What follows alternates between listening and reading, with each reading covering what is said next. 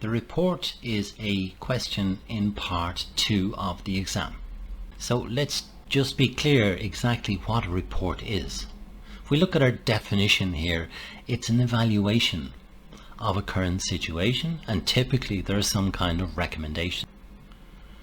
The type of person you're writing for is usually a boss or a superior or even an organization.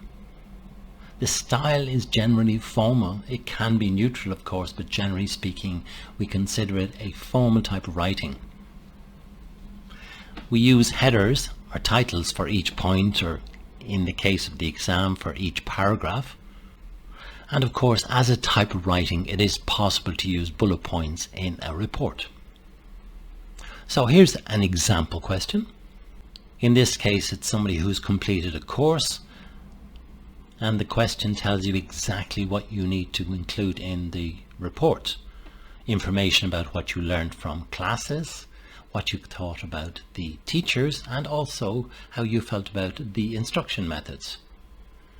There's also an extra piece of information you should include in your report, and this is the recommendation, where they ask for ways that you think classes could be improved, and of course whether you would recommend it to somebody that you know well.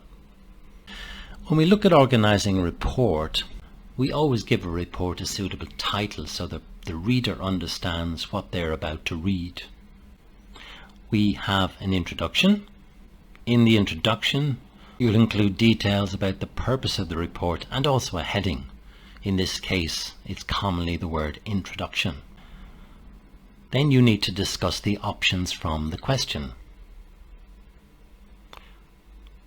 For each of these options, you need to make sure that you use a suitable heading. You should also give details of each and provide some supporting information as well. And then finally, the end of your report is your conclusion or recommendation. And this is exactly what you do in this final paragraph, is you make a recommendation, or perhaps you provide some type of conclusion.